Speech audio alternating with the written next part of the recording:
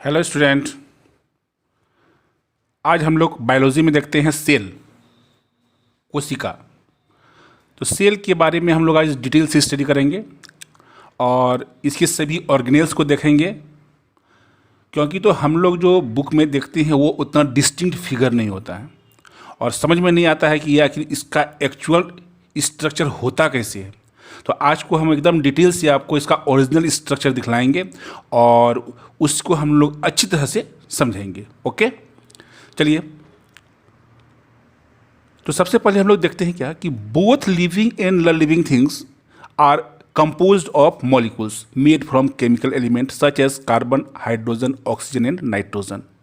The organization of these molecules into cell is one feature that distinguishes living things from all the other matter. कहता है क्या कि हम देखते हैं लिविंग थिंग और नॉन लिविंग थिंग को देखते हैं, ठीक है। और ये भी जो सभी बने हुए हैं किस पे, कार्बन हुआ, हाइड्रोजन हुआ, ऑक्सीजन हुआ, नहीं नाइट्रोजन हुआ। तो इसका जो ऑर्गेनाइजेशन जो होता है इस मॉलिक्यूल का सेल में, वही क्या करता है, दोनों को डिफर करता है, ठीक है। अब हम देखते हैं आगे कि the cell is the smallest unit of matter. Cell क्या है, स्मॉलेस्ट यूनिट है मैटर का, that can carry on all the process of life. जो क्या करता है, प्रोसेस ऑफ लाइफ को कैरी करता है। Every living things from the tiniest bacterium to the largest whale is made up of one or more cell। नहीं, तो कहता है कि यही जो सेल है उसी से क्या हुआ है, एकदम टीनिएस्ट, छोटा से छोटा बैक्टीरिया या फिर बड़े से बड़े व्हेल का भी फॉर्मेशन जो है उसी सेल से हुआ है, वैसे ही सेल से हुआ है, ठीक है। Before the 17th century no one knew that cells existed. किसी को पता नहीं था तभी कि हाँ सेल भी कुछ होता है। Since they are too small, क्योंकि वो इतना छोटा होता था, to be seen with the naked eyes, उसे जो है ऐसे ही आंखों से देखना संभव नहीं होता था, इसलिए उसके बारे में कोई कुछ जानता ही नहीं था। The invention of the microscope, और माइक्रोस्कोप के इन्वेंशन के बाद इनेबल रॉबर्ट हुक नोबेल हुए 1665 में और एंटन वान लीवेनहॉक 1675 में। तो रॉबर्ट हुक कब, 1665, और एंटन वान लीवेनहॉक कब हुआ, 1675 में, to see and draw the first cell. और उन्होंने तब फर्स्ट सेल को ड्रॉ किया। A word coined by Hooke to describe the cells in a thin slice of cork. तो कॉर्क में उन्होंने पहले बतलाया कि कॉर्क जैसे नहीं होता है कि उसमें ब्लॉक लाइक स्ट्रक्चर होता है, तो उन्होंने बतलाया कि इसे ही सेल ऐसा ही होता है। तो the idea that all living things are made of cells was put forward in about 1840 and in 1855 came cell theory। जब सेल थ्योरी आया कब, 1840 और 1855, तब इसके आइडियाज़ जो हैं वो सामने आया कि आखिर इसका प्रोग्रेस धीरे धीरे सेल का स्टडी का धीरे धीरे प्रोग्रेस होता गया। अब देखिए हम लोग देखते हैं आगे प्लांट सेल के बारे में, ठीक है। तो ये देखिए, ये एक प्लांट सेल है, ठीक है। इसमें देखिए आपको डिटेल से इसका फिगर दिया गया है, इसमें आपको सब कुछ डिस्टिंक्ट दिखा जा रहा है। इसको पहले ठीक से देख लीजिए आप लोग। नहीं, यहाँ देखिए, इसमें हम देख रहे हैं कि ये क्या है, सेल वाल है ना। तो सेल वाल जो होता है, इसको हम लोग सेल वाल इसलिए कहते हैं क्योंकि ये थोड़ा थिक होता है। एनिमल में ये थोड़ा थिन होता है, उसको सेल मेम्ब्रेन कहते हैं, लेकिन यहाँ सेल वाल इसको हम लोग कहते हैं, ठीक है। तो ये सेल वाल के ठीक अंदर यहाँ हम देख रहे हैं ना, यहाँ देखिए रेड से हम आपको बता रहे हैं, यहाँ अंदर में जो रेड स्ट्रक्चर है, ये एक थिन लाइन है, ये लाइन, तो इसको हम लोग क्या कहते हैं, सेल मेम्ब्रेन कहते हैं। तो ये सेल मेम्ब्रेन तो एनिमल में भी होता है, प्लांट में भी होता है, लेकिन ये सेल वाल जो है सिर्फ प्लांट में ही होता है, ठीक है।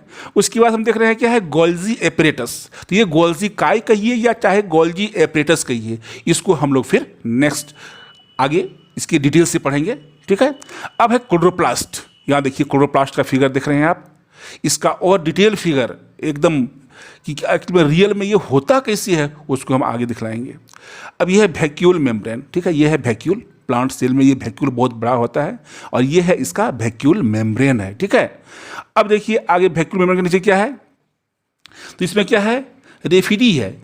नहीं, इसको हम क्या कहते हैं, रेफिडी कहते हैं। ये जो रेफिडी होता है ये नीडल शेप्ड स्ट्रक्चर होता है जो कैल्शियम ऑक्सीडेट का बना हुआ होता है, ठीक है।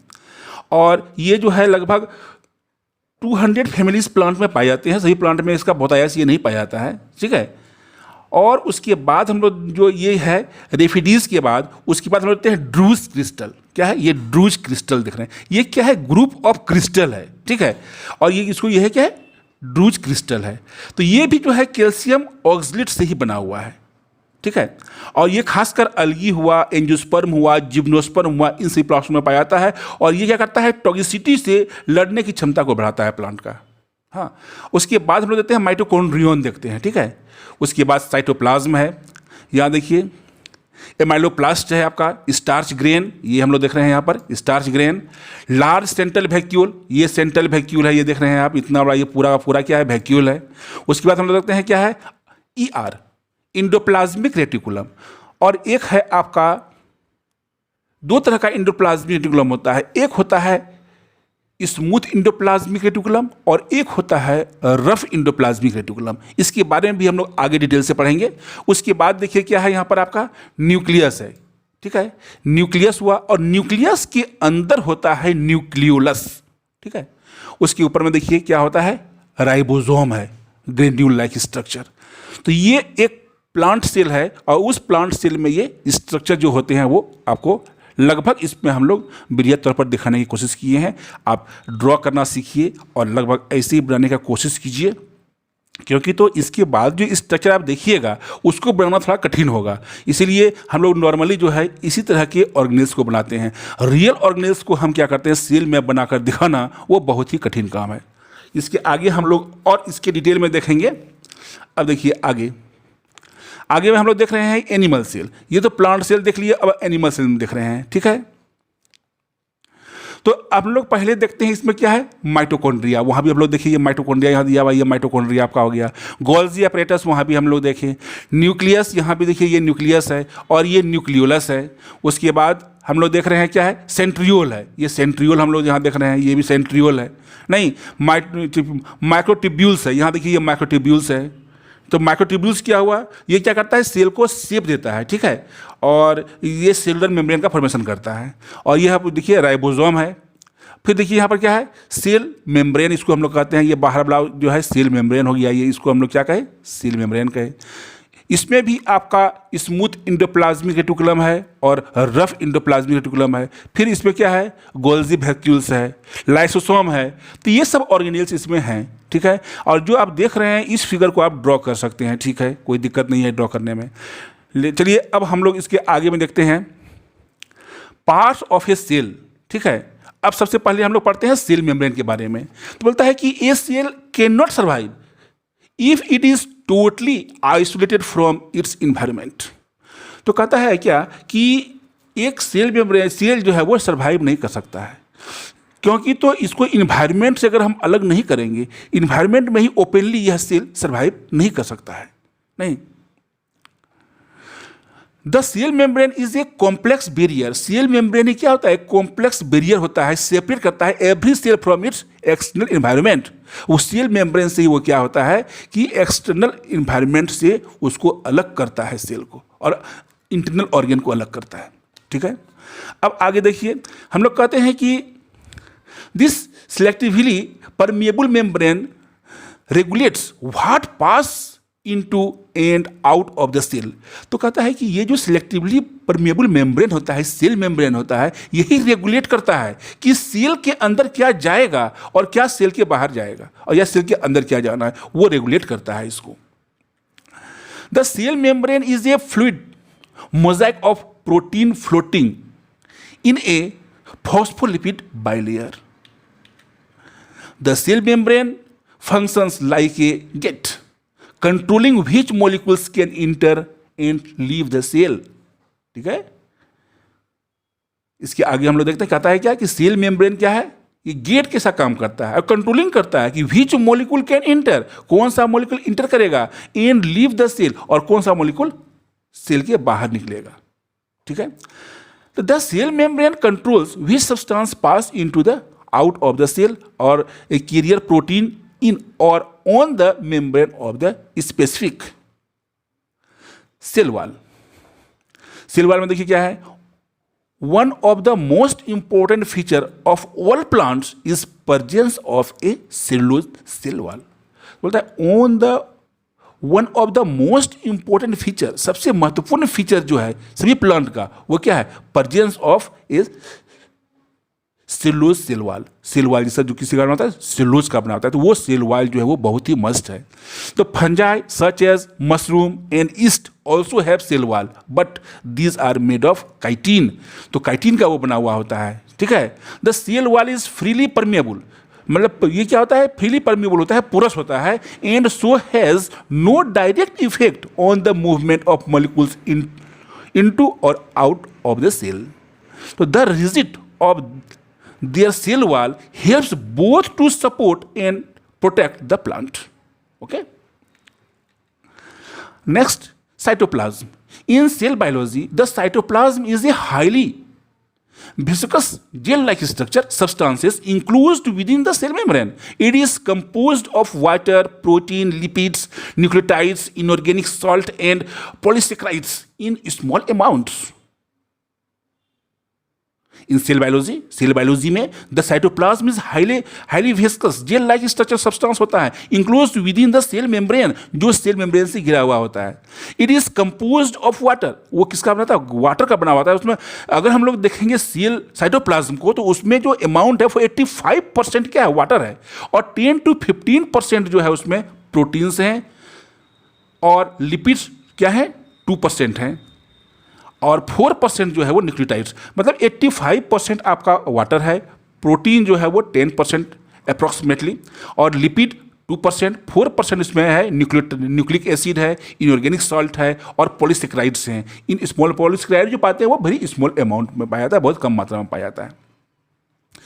तो अब आगे देखिए, कहता है कि depending on the cell cytoplasm में also contain occasional granules of inclusion such as stored nutrients and pigment etc.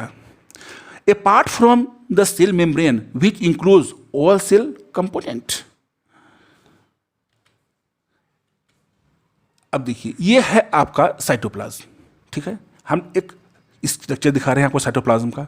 तो इस साइटोप्लाज्म में हम लोग यहाँ देख रहे हैं, ये क्या हुआ आपका? सेल मेम्ब्रेन में ये है. ये हम बाहर जो देख रहे हैं ये क्या है? आपका सेल मेम्ब्रेन है. और इसी सेल मेम्ब्रेन से ये इंक्लोज किया हुआ है, बंद है नहीं. अब यहां हम देख रहे हैं ये क्या है? न्यूक्लियस है. ठीक है. और ये हुआ साइटोप्लाज्म, ये हुआ साइटोप्लाज्म, ये जो देख रहे हैं हम लोग, और ये हुआ आपका न्यूक्लियस. तो न्यूक्लियस और साइटोप्लाज्म दोनों को हम लोग कंबाइंड तौर पर क्या कहते हैं? प्रोटोप्लाज्म कहते हैं. All the living matter in a cell. Okay. वो क्या कहला? प्रोटोप्लाज्म कहलाया. और ये लिक्विड जो कहलाया वो लिक्विड कहलाया साइटोप्लाज्म. अब है इंडोप्लाज्मिक रेटिकुलम. आपको देखिए डिटेल्स फिगर दिखाते हैं इंडोप्लाज्मिक रेटिकुलम का. ठीक है. इंडोप्लाज्मिक रेटिकुलम क्या हुआ? तो बोलता है कि endoplasmic reticulum is a network of canals made up of membrane that encloses A fluid filled lumen. It is of 2 type. ये 2 प्रकार का होता है इंडोप्लाज्मिक रेटिकुलम. एक होता है रफ इंडोप्लाज्मिक रेटिकुलम, और एक होता है आपका स्मूथ इंडोप्लाज्मिक रेटिकुलम. तो जो रफ क्यों हो जाता है? कहता है कि इंडोप्लाज्मिक रेटिकुलम के ऊपर में जब राइबोसोम हो जाता है, हाँ लाइन रहता है राइबोसोम जब उसके ऊपर, तो वो रफ हो जाता है. उसलिए इसको कहलाया क्या? रफ इंडोप्लाज्मिक रेटिकुलम, क्योंकि इंडोप्लाज्मिक रेटिकुलम के ऊपर में क्या है? राइबोसोम है. इसलिए वो स्ट्रक्चर रफ हो गया, इसलिए वो कहलाया रफ इंडोप्लाज्मिक रेटिकुलम. ठीक है. और जिस इंडोप्लाज्मिक रेटिकुलम में राइबोसोम नहीं होता है वो कहलाता है आपका क्या? Smooth endoplasmic reticulum. ठीक है. तो कहता है क्या अब रफ इंडोप्लाज्मिक रेटिकुलम जो है वो क्या है? उसका क्या रोल है? तो बोलता है सिंथेसिस ऑफ प्रोटीन. ये इसका मेन साइट है, मेन फंक्शन क्या है इसका? Synthesis of protein. ठीक है. अब आगे देखिए, हम लोग देख रहे हैं क्या है? स्मूथ इंडोप्लाज्मिक रेटिकुलम आपको पता है it does not have any ribosome on and hence look smooth and its play a key role in synthesis of lipid. ध्यान दीजिएगा कि ये जो हम देख रहे हैं राइबोसोम जो हम देख रहे हैं, ठीक है, तो राइबोसोम में जो देख रहे हैं जिसमें कि इंडोप्लाज्मिक रेटिकुलम है, मतलब रफ इंडोप्लाज्मिक रेटिकुलम है. It is lined with ribosome and hence look rough. It plays a key role in synthesis of protein as ribosome are attached to it.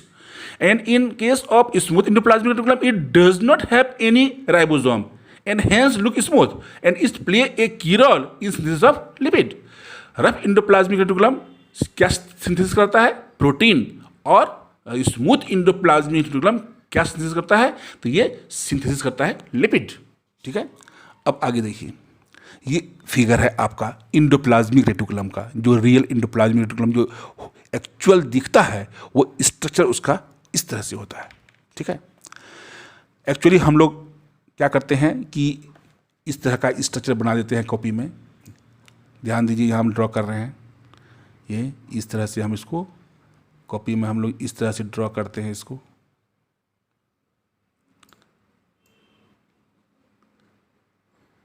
नहीं, इस तरह से इसको हम लोग ड्रॉ कर लेते हैं कॉपी में।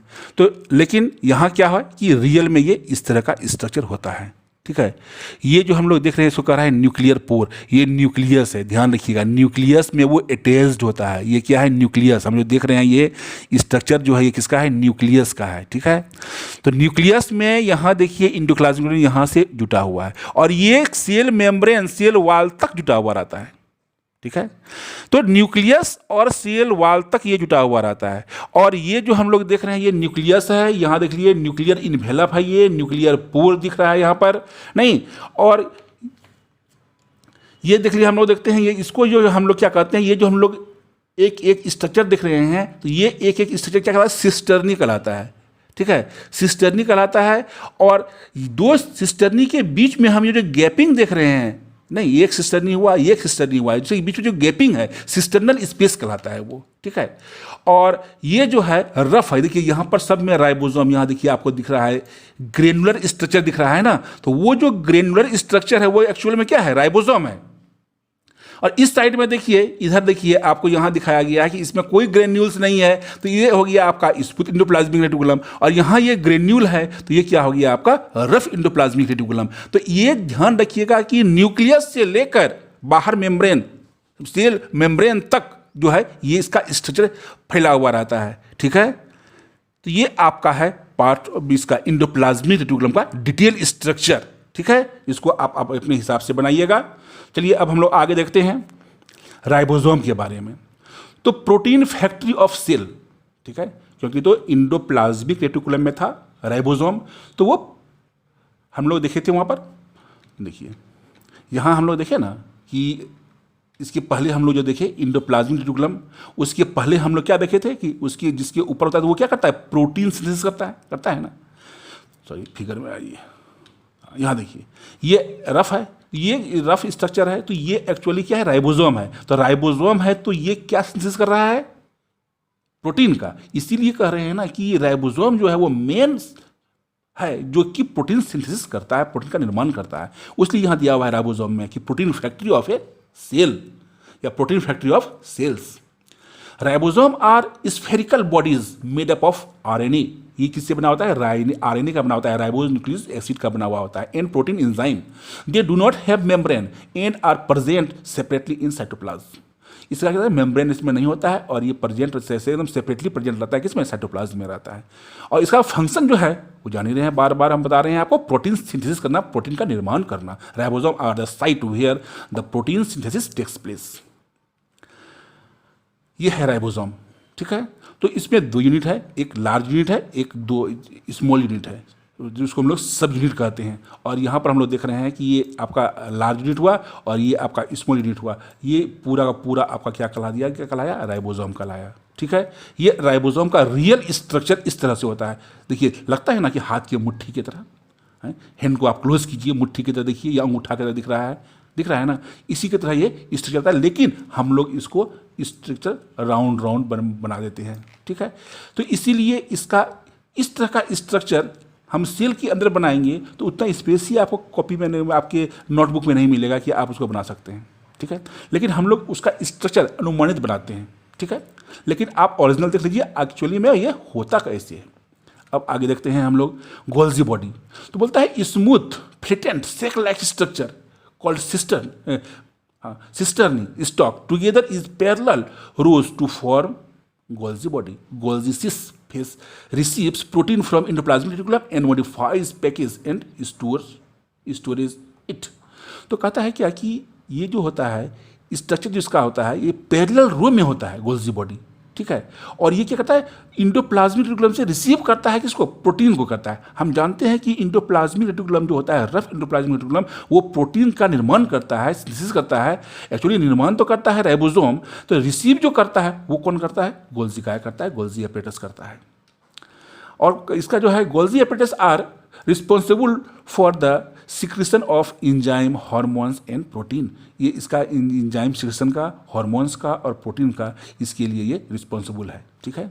अब ये आपका गोल्जी बॉडीज का फिगर हुआ। देखिए ये जो सबसे अपर फेस, उसको सिस फेस कहते हैं, यहाँ ध्यान दीजिए, ये सिस फेस हुआ, अपर फेस कहलाया जो, और ये जो है ट्रांस फेस कहलाया, नीचे वाला क्या कहलाया, ट्रांस फेस कहलाया, ठीक है।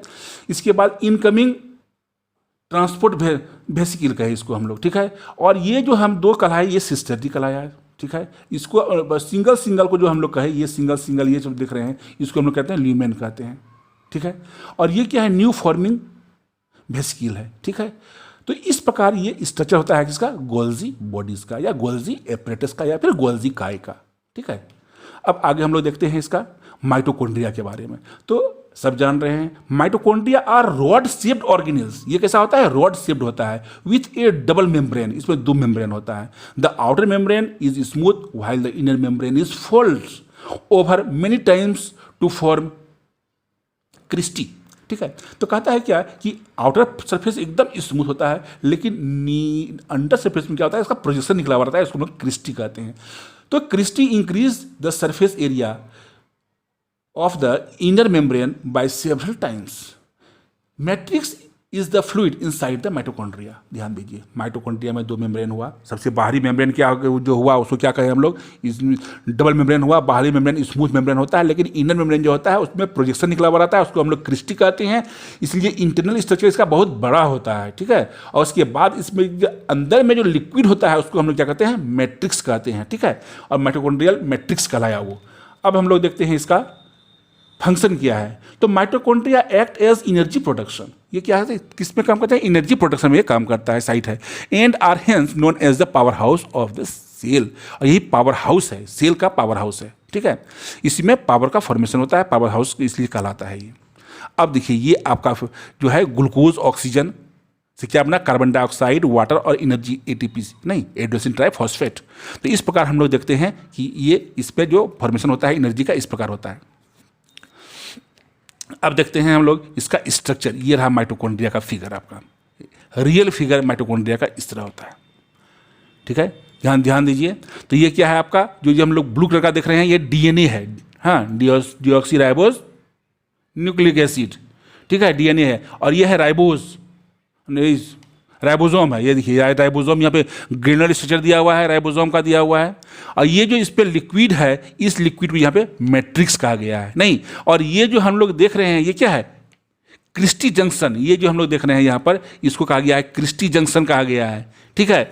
और ये जो गैप है, ये देखिए, ये हो गया आपका आउटर मेम्ब्रेन और ये आपका हो गया इनर मेम्ब्रेन। और the gap between outer membrane and inner membrane जो है वो क्या कहलाता है, इंटर मेम्ब्रेन स्पेस, ठीक है। दो मेम्ब्रेन के गैप खाली जगह है, इसलिए उसको क्या कहलाया, वो इंटर मेम्ब्रेन स्पेस कहलाया। तो ये हम देख रहे हैं कि पार्ट्स ऑफ ए सेल में माइटोकॉन्ड्रिया जो है, ये माइटोकॉन्ड्रिया जो हमारा ऑर्गेनेल्स है सेल का, वो बहुत ही इंपॉर्टेंट ऑर्गेनेल्स है। ये हमारे सेल को पावर हाउस इसको हम लोग कहते हैं। और ये इसका रियल स्ट्रक्चर जो होता है वो इस तरह से होता है। चलिए अब हम लोग अगला देखते हैं, लाइसोसोम। नहीं, तो lysosome are sac like structure, ठीक है, surrounded by single layer membrane.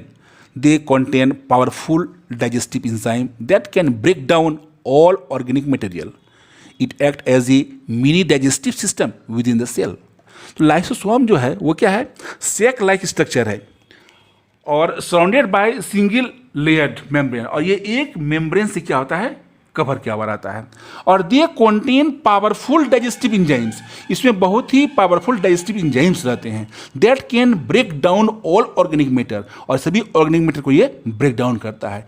It acts as a mini digestive system. ये क्या कहता है, इसको हम लोग मिनी डाइजेस्टिव सिस्टम भी कहते हैं। Within the cell, cell के अंदर मिनी डाइजेस्टिव सिस्टम ये कहलाता है। कौन, लाइसोसोम, ठीक है। अब आगे देखिए क्यों कहलाता है, तो कहता है लाइसोसोम डाइजेस्ट डैमेज्ड सेल, ये डैमेज्ड सेल को डाइजेस्ट कर देता है, कर जाता है, and a variety of extra and intracellular material since they remove cell organelles that are worn out or are not functioning properly and may even digest the entire cell that are damaged or dead। नहीं तो उस प्रकार के cell को वो क्या करता है, एकदम खत्म कर देता है। इसीलिए हाँ, they are also known as suicide bag. नहीं, सुसाइडल बैग इसलिए हम उसको कहते हैं कि जो सेल जो है काम नहीं कर रहा है, जो सेल में क्या कुछ डिफेक्टिव हो गया है, तो उसको वो खत्म कर देता है। इसलिए इसको क्या कहा गया है, सुसाइडल बैग कहा गया है इसको। हाँ, आत्महत्या की थैली कहा गया है इसको, लाइसोसोम को। अब आगे देखिए, ये है आपका लाइसोसोम, ठीक है। तो इसका लाइसोसोम का रियल स्ट्रक्चर इस तरह से होता है।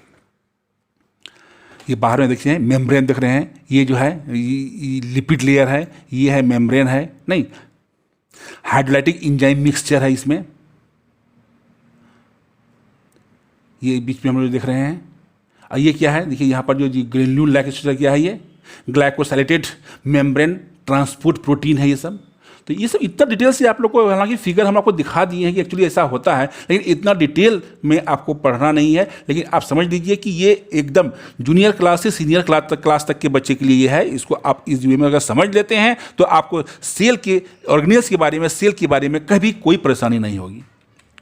अब देखिए हम लोग वैक्यूल्स के बारे में देखते हैं, ठीक है। तो हम लोग देखते हैं कि ये प्लांट वैक्यूल और एनिमल वैक्यूल्स दोनों में होता है, और क्या अंतर है, ये एक मेन डिफरेंस है दोनों में वैक्यूल्स के बारे में। तो हम लोग जानते हैं कि वैक्यूल जो होता है वो प्लांट में काफ़ी बड़ा होता है, लेकिन एनिमल में क्या होता है, ये वैक्यूल बहुत ही छोटा होता है, कभी कभी होता भी नहीं है, और होता भी है तो बहुत ही छोटा होता है। नहीं, तो यहाँ जो हम लोग देख रहे हैं, ये देखिए वैक्यूल जो दिखाया गया है, बहुत ही छोटा सा वैक्यूल दिखाया गया है प्लांट में, एनिमल में, लेकिन और एनिमल में देखिए कितना बड़ा वैक्यूल दिखाया गया है। नहीं, तो इस प्रकार हम लोग देखिए ये डिफरेंस दिखाया गया है इसमें। तो vacuoles are organelles enclosed by a membrane, वो एक मेम्ब्रेन से इंक्लोज आता है, and filled with fluid. Vacuole है, खाली हवा उसमें नहीं, बल्कि उसमें लिक्विड भरा हुआ रहता है। Plant cell usually have a large vacuoles filled with a liquid called cell sap, उसमें एक लिक्विड भरा हुआ रहता है, उसको सेल सैप कहा जाता है। Cell sap contain dissolved sugar and salt, तो उसमें क्या रहता है, शुगर और सॉल्ट रहता है, ठीक है, प्लांट सेल में।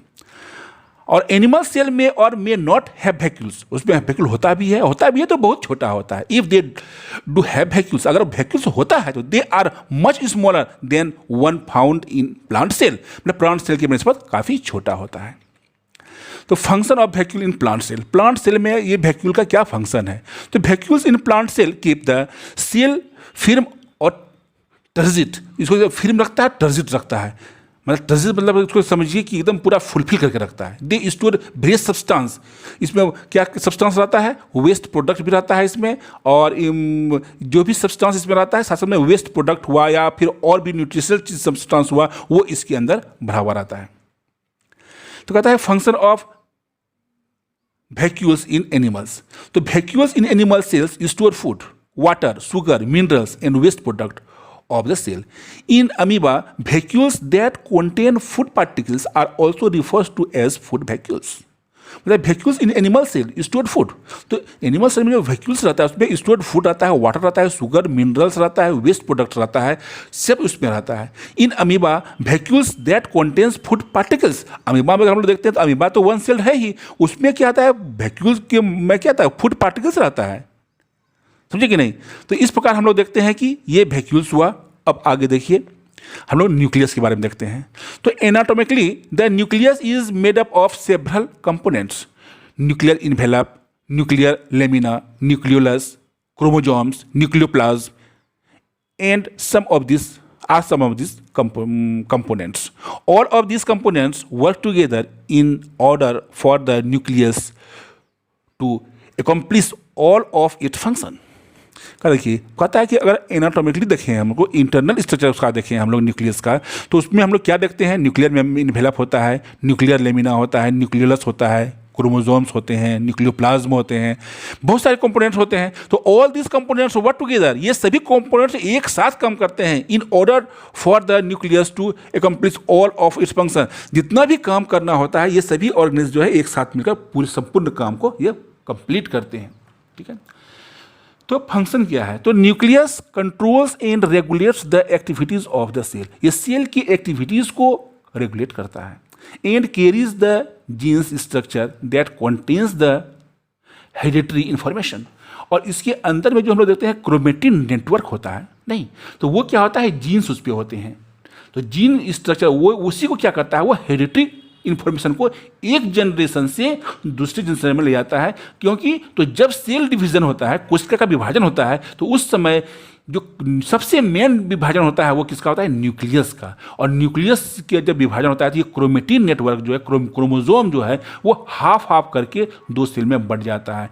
लेकिन दोनों का स्ट्रक्चर क्या होता है, लाइक सेम होता है। हालांकि जब आप सेल डिवीजन पढ़िएगा माइटोसिस मियोसिस के बारे में, उसको ये तो आपको हायर क्लास में पढ़ना होगा, लेकिन अभी आपको इसके बारे में डिटेल से नहीं पढ़ना है।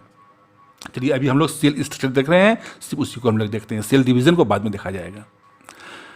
देखिए ये आपका न्यूक्लियस है, ठीक है। तो न्यूक्लियस में हम लोग देख रहे हैं कि साइड में देखिए एक छोटा सा पोर नुमा रचना, ये देख रहे हैं, ये है ना। तो आराम से न्यूक्लियस का पोर है, मतलब न्यूक्लियर पोर हो गया। बाहर में देख रहे हैं मेम्ब्रेन है, तो किसका मेम्ब्रेन है, न्यूक्लियस का है, तो क्या कहलाया, न्यूक्लियर मेम्ब्रेन कहला दिया। नहीं, अंदर में प्लाज्म है, तो किसका प्लाज्म है, न्यूक्लियस का है, तो न्यूक्लियोप्लाज्म बोलिए उसको। न्यूक्लियस का पोर न्यूक्लियर पोर, न्यूक्लियर का लिक्विड न्यूक्लियोप्लाज्म, नहीं, और उसका मेम्ब्रेन न्यूक्लियर मेम्ब्रेन। और अंदर में जो उसका एक होता है गोल्ड स्ट्रक्चर हम लोग देख रहे हैं, ये जो देख रहे हैं हम लोग, उसको हम लोग क्या कहते हैं, न्यूक्लियोलस। न्यूक्लियस के अंदर में जो और एक न्यूक्लियस लाइक स्ट्रक्चर है उसको हम लोग कहते हैं न्यूक्लियोलस कहते हैं। ये हुआ आपका न्यूक्लियस। और साथ साथ में ये जो हम लोग देख रहे हैं थ्रेड लाइक स्ट्रक्चर, यही है आपका क्रोमेटिन नेटवर्क, क्रोमेटिन है। और यही क्रोमेटिन सिकुड़कर क्रोमोसोम बनता है, और वो क्रोमोसोम डिवाइड होकर फिर सेल डिवीजन होता है, और फिर अलग अलग सेलों में वो क्रोमोसोम जाते हैं। और उसी से क्या होता है कि एक जनरेशन का कैरेक्टर दूसरी जनरेशन में जाता है। चलिए आगे हम लोग देखते हैं। अब क्लोरोप्लास्ट के बारे में हम लोग देखते हैं, ठीक है। तो plastid is a double membrane bound organelles involved in the synthesis and storage of food, commonly found within the cell of photosynthetic plant. तो प्लास्टिड जो होता है ये खासकर किस में पाया जाता है, एनिमल सेल में ये नहीं पाया जाता है, ये प्लांट सेल में पाया जाता है। फोटोसिंथेटिक प्लांट जो होता है उसमें वो पाया जाता है, क्योंकि तो ये क्या करता है, फूड फॉर्मेशन में बहुत ही मदद करता है। They are necessary for essential life process like photosynthesis and food storage. तो लाइफ प्रोसेस के लिए बहुत ही जरूरी है ये, ठीक है। और ये प्लास्टिड कॉन्टेनिंग ग्रीन पिगमेंट, तो प्लास्टिड में क्या होता है, ग्रीन पिगमेंट होता है, नहीं, और उसी को हम लोग क्या कहते हैं, क्लोरोफिल कहते हैं, इज कॉल्ड क्लोरोप्लास्ट। तो प्लास्टिड जो होता है ग्रीन पिगमेंट को हम लोग क्या कहें, क्लोरोफिल कहें, नहीं।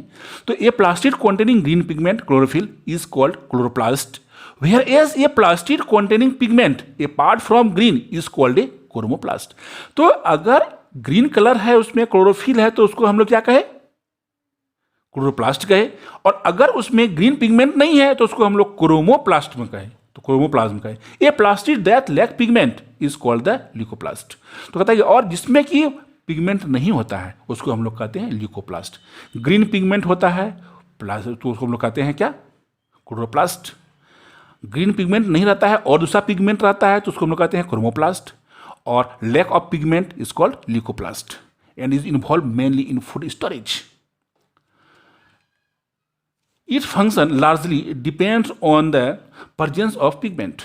इसका काम जो है, क्लोरोप्लास्ट का जो काम है उसका मेन फंक्शन है क्या, प्रेजेंस ऑफ पिगमेंट। पिगमेंट कौन पिगमेंट प्रेजेंस है तो उसी पे डिपेंड करता है इसका फंक्शन। ये plastid involves in food synthesis typically contain pigment which are also that ones responsible for the color of a plant structure। नहीं, जैसे कि हम लोग प्लांट स्ट्रक्चर के लिए भी क्या है, रिस्पॉन्सिबल है कौन, प्लास्टिड ही है। क्योंकि तो हम लोग देखते हैं कि ग्रीन इसका क्या कहते हैं, लीफ का कलर ग्रीन होता है, रेड फ्लावर रेड होता है, येलो फ्रूट होता है, तो ये सब पिगमेंट के कारण होते हैं। अब देखिए यहाँ पर आपको हम लोग दिखा रहे हैं सेल दो प्रकार का होता है, एक होता है प्रोकैरियोटिक सेल और एक होता है यूकैरियोटिक सेल। नहीं, तो प्रोकैरियोटिक सेल क्या हुआ, इसको हम लोग क्या कहते हैं, फॉल्स सेल। ट्रू सेल ये नहीं है, क्योंकि तो इसमें जितने भी ऑर्गेनेल्स हैं वो ऑर्गेनेल्स इसमें नहीं पाए जाते हैं। लेकिन यूकैरियोटिक में क्या होता है, जो अभी हम लोग पढ़े यूकैरियोटिक सेल के बारे में पढ़े, और प्रोकैरियोटिक सेल के बारे में अभी हम लोग देख लेते हैं इसमें। तो प्रोकैरियोटिक सेल में देखिए कोई ऑर्गेनेल्स नहीं होता है इसमें जो माइटोकॉन्ड्रिया आपको नहीं मिलेगा, इसमें आपको ये क्या कहते हैं न्यूक्लियस, डिस्टिंक्ट न्यूक्लियस नहीं मिलेगा, ट्रू न्यूक्लियस इसमें नहीं होता है, समझिए ना। इसमें जो हम लोग देखते हैं ना, ये प्लाज्मा मेम्ब्रेन है, बाहर में देखिए प्लाज्मा मेम्ब्रेन है, उसके बाद सेल वाल भी है, नहीं कैप्सूल है ये, नहीं प्लाज्मिड है, पिलाई है, अच्छा राइबोसोम हम देख सकते हैं इसमें, और न्यूक्लियोटाइड डीएनए होता है इसमें, ठीक है। इसमें आरएनए नहीं पाया जाता है, और फिर साइटोप्लाज्म है, और ये एक पुष्ट मोरस्मा होते हैं, उसको लोग फ्लेजिलम कहते हैं, ठीक है। और ऑर्गेनेल्स इसमें आपको नहीं मिलेगा, इसमें गोल्जिकाय हो गया, फिर जाके आपका माइटोकॉन्ड्रिया हुआ, ये सब नहीं मिलता है। तो इसीलिए ये ट्रू सेल नहीं है, और ये सेल प्रोकैरियोटिक सेल कहलाया। और यूकैरियोटिक सेल जिसके बारे में हम लोग भी स्टडी किए, वो इसमें ये ऑर्गेनेल्स है, ये जो हम लोग देख रहे हैं ये वाला जो है ये, ठीक है। कहता है कि DNA is clumped in an area but there is no organised nucleus with a membrane. बोलता है कि डीएनए जो होता है इसमें क्या होता है, क्लम्प्ड होता है, ठीक है, एक एरिया में, लेकिन इसमें क्या होता है कि ये मिडल में, सॉरी हमने तो अभी बताया आपको कि हाँ यहाँ पे, यहाँ यही तो बता दिया आपको हम पहले ही कि ये मिडल में जो है वो क्या है, डीएनए है। और डीएनए जो है ये क्या होता है, एक गुच्छे में पाया जाता है, लेकिन इसमें कोई बाउंड्रीज नहीं होते हैं, ठीक है, इसमें कोई मेम्ब्रेन नहीं होता है। और इसमें ट्रू न्यूक्लियस में क्या होता है, ये प्रेजेंट रहता है, which is well organised and has nuclear membrane होता है। अच्छा, इसमें बोलता है क्या कि इसमें कोई सेल ऑर्गेनेल्स नहीं पाया जाता है, सिर्फ एक आपको मिलेगा क्या, राइबोसोम मिलेगा, लेकिन और कोई दूसरा सेल ऑर्गेनेल्स प्रोकैरियोटिक सेल में नहीं मिलता है। लेकिन हम लोग देखते हैं इसमें क्या कहते हैं, यूकैरियोटिक सेल में क्या होता है, usually have A organelles like Golgi bodies, lysosome, endoplasmic reticulum सब पाया जाता है। अच्छा, साइज जो होता है प्रोकैरियोटिक सेल का वो स्मॉल होता है, और यूकैरियोटिक सेल का साइज लार्ज होता है। नहीं, तो प्रोकैरियोटिक सेल किसमें पाया जाएगा, बैक्टीरिया में पाया जाएगा, ब्लू ग्रीन एल्गी में पाया जाएगा, ठीक है।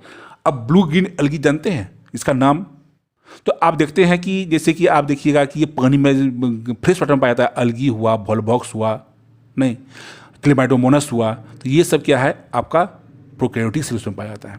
और यूकैरियोटिक सेल किस में पाया जाता है, प्लांट और एनिमल, वेल डेवलप प्लांट और एनिमल जो है वो उसमें पाया जाता है। चलिए अब हम लोग देखते हैं आपका major difference between plant cell and animal cell. तो प्लांट सेल और एनिमल सेल में मुख्य अंतर क्या होता है, ध्यान दीजिए। तो हम लोग देखते हैं कि प्लांट सेल जो होता है वो क्या होता है, स्क्वायर होता है या रेक्टेंगुलर भी होता है, ये दोनों साइज का हो सकता है, ठीक है, स्क्वायर भी हो सकता है, वो रेक्टेंगुलर भी हो सकता है। लेकिन एनिमल सेल जो होता है इरेगुलर शेप होता है, हाँ, और खासकर वो जो होता है वो राउंड शेप में ही होता है। सेल वाल जो होता है वो क्या होता है, प्रेजेंट होता है प्लांट सेल में, लेकिन एनिमल सेल में सेल वाल नहीं पाया जाता है। इंडोप्लाज्मिक रेटिकुलम दोनों में पाया जाता है। नहीं, आगे देखिए, सेंट्रोसोम जो है वो प्लांट सेल में नहीं पाया जाता है, एनिमल सेल में पाया जाता है। गोल्जी एपिटस दोनों में पाया जाता है, साइटोप्लाज्म दोनों में पाया जाता है, और राइबोसोम भी दोनों में पाया जाता है, ठीक है। उसके बाद हम लोग देखते हैं प्लास्टिड, प्लांट सेल में प्रेजेंट, एनिमल सेल में एब्सेंट होता है। वैक्यूल्स प्लांट सेल में पाया जाता है, नहीं मतलब लार्ज पाया जाता है, काफ़ी बड़ा पाया जाता है, लेकिन एनिमल सेल में यूजुअली स्मॉल और एब्सेंट हो जाता है। सीलिया मतलब क्या हुआ कि सेल के बाहर जो होता है वो स्ट्रक्चर, मतलब कि हेयर लाइक स्ट्रक्चर जो पाया जाता है उसको हम लोग सिलिया कहते हैं। तो इसमें हम लोग जाते हैं किस में पाया जाता है, वो एनिमल सेल में पाया जाता है और प्लांट सेल में नहीं पाया जाता है। तो एनिमल सेल में सिलिया कहाँ पाया जाएगा, जैसे कि हम लोग आपको पढ़ते हैं इसमें लोअर एनिमल के बारे में जब हम लोग पढ़ेंगे तो उसमें पाया जाता है ये, ठीक है। अब बताएं मूड ऑफ न्यूट्रिशन, तो मूड ऑफ न्यूट्रिशन जो है वो ऑटोट्रॉफ है प्लांट, और हेटरोट्रॉफ है कौन, एनिमल। ऑटोट्रॉफ क्या हुआ कि वह अपना भोजन अपने से कंप्लीट कर लेता है, तैयार कर लेता है, इसलिए उसको हम लोग प्लांट को ऑटोट्रॉफ कहते हैं। और हेटरोट्रॉफ क्या हुआ कि जो कि प्लांट पर या किसी और दूसरी चीज़ पर भोजन के लिए आश्रित रहता है, उसको हम लोग हेटरोट्रॉफ कहते हैं। तो इस प्रकार आप देखिए सेल के बारे में हम लोग प्लांट सेल, एनिमल सेल के बारे में डिटेल से पढ़े, और इसके बारे में हम लोग बृहद तौर पर स्टडी किए, नहीं, और हम लोग अब आप धीरे धीरे इसको एक बार दो बार करके देखिए, और जितने भी इसमें डायग्राम दिया गया है उस डायग्राम को आप क्या कीजिए, अच्छी तरह से ड्रॉ कीजिए, ठीक है। और मेन इसमें है कि उसको देख लीजिए कि कौन कौन पार्ट कैसे कैसे हैं, उसके आधार पर इसको ड्रॉ कीजिए आप लोग। ओके।